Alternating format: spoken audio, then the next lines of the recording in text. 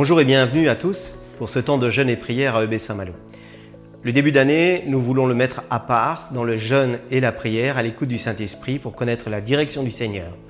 Chaque jour, vous allez retrouver sur la chaîne YouTube EB Saint-Malo une vidéo pour jeûner et prier ensemble. On compte sur vous. Faites-nous retour aussi des pensées du Seigneur et de ce que le Saint-Esprit vous aura mis sur votre cœur. Bon temps de jeûne et de prière. Bonjour à tous, nous sommes actuellement dans notre 4e jour de jeûne et prière et comme vous pouvez le voir, je suis dans mon camion entre deux chantiers, mais c'est vraiment une joie pour moi de prendre ces quelques instants avec vous pour partager la parole de Dieu. Je voudrais commencer par te remercier à toi qui as cliqué sur cette vidéo. Merci de ton engagement. Merci parce que tu as décidé de faire avec nous ce jeûne et prière pendant cette quinzaine avec EB Saint-Malo. Et je prie pour que le Seigneur puisse te révéler ce qu'il veut pour toi dans ta vie, pour l'église EB Saint-Malo et pour ta famille. Alors je prie vraiment pour que tu reçoives cette révélation de notre Seigneur. Je t'invite à ouvrir la parole ensemble en Matthieu 26 au verset 37 et 39. Je voudrais recontextualiser avant. Ce passage nous parle de Jésus qui arrive au jardin de Gethsémani et il va vivre une expérience pour le moins très surprenante. Nous lisons. Il prit avec lui Pierre et les 2 fils de Zébédée, et il commença à éprouver de la tristesse et des angoisses. Il leur dit alors, « Mon âme est triste jusqu'à la mort, restez ici et veillez avec moi. » Puis, ayant fait quelques pas en avant, il se jeta sur sa face et pria ainsi, « Mon Père, s'il est possible que cette coupe s'éloigne de moi, toutefois, non pas ce que je veux, mais ce que tu veux. » C'est une chose qui m'a toujours surpris de voir ce texte parce qu'il nous révèle un Jésus humain. Alors pas surpris parce que Jésus est humain, surpris parce que Jésus vit une angoisse. Il est le Fils de Dieu, il connaît le plan de Dieu pour lui dans sa vie, et ça je n'en doute pas. Mais Jésus est homme et il va vivre ce que nous pouvons, toi, moi, vivre au quotidien. Des fois, parfois, l'angoisse vient nous tomber dessus. Et je voudrais vous poser cette question. Est-ce que vous pensez que cette angoisse le fait pécher devant Dieu? À cette réponse, moi, je dirais que non. Je ne pense pas que Jésus pêche devant Dieu. Bien au contraire, je pense que Dieu nous a créés chacun d'entre nous avec des sentiments et des émotions. Et il me semble que les émotions sont faites pour être vécues. Alors, je ne pense pas que tu sois angoissé ou que je sois angoissé fait que nous péchons devant Dieu.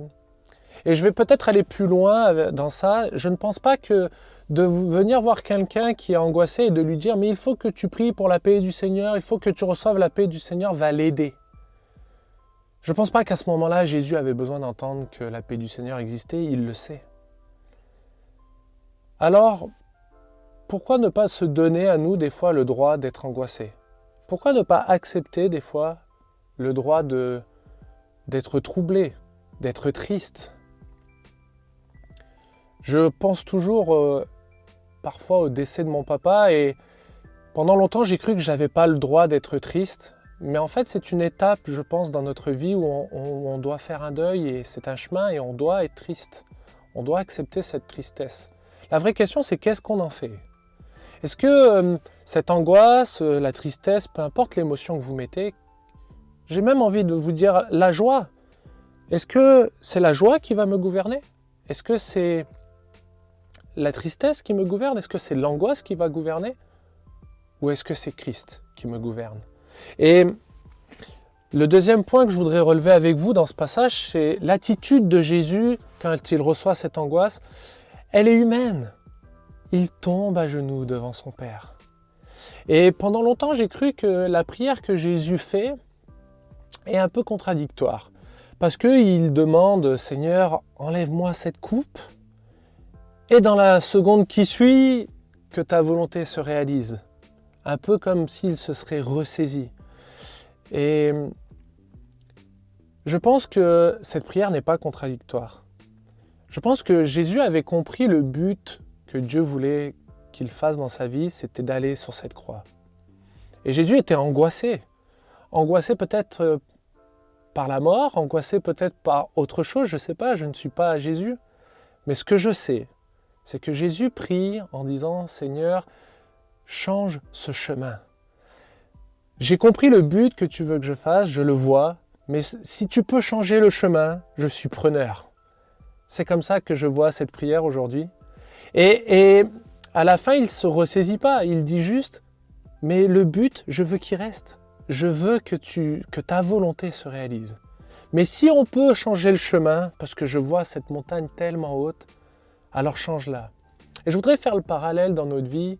Peut-être que ça t'arrive, et en tout cas moi ça m'arrive aussi, de savoir ce que Dieu veut pour ta vie et te demande d'emprunter ce chemin-là. Et tu le vois haut, fort, comme une montagne insurmontable. Et je voudrais t'encourager. Et je voudrais prier pour toi, pour que tu aies cette foi que Jésus va t'accompagner dans ce chemin.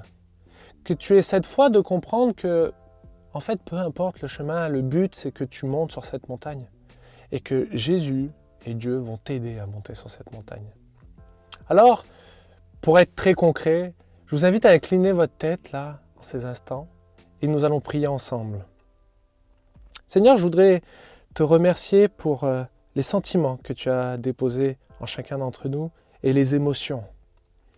Je te prie pour que ces émotions, Seigneur, que tu as décidé de nous inculquer, nous puissions les recevoir, les accepter, et non pas les laisser nous gouverner dans notre vie, de choisir pour nous, mais bien au contraire, que ces émotions puissent nous conduire vers toi, vers ta volonté, vers le vouloir et le désir de rechercher ta face.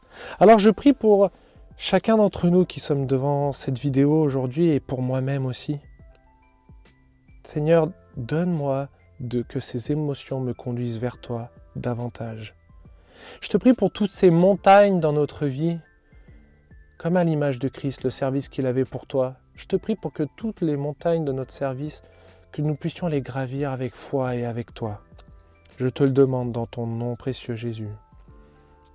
Alors pendant ces temps de jeûne et de prière, je t'encourage à encore chercher et rechercher encore davantage la présence de ton Seigneur.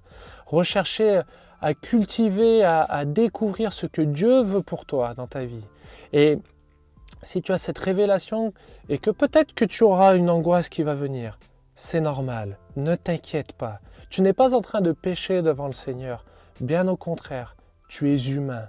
Mais par Jésus-Christ, parce qu'il a donné son sang, parce qu'il est monté sur cette croix et qu'il a tout accompli, il va se révéler à toi. Et ce sentiment ne va pas te dominer, tu vas le dominer. On appelle ça un fruit de l'esprit, la maîtrise de soi.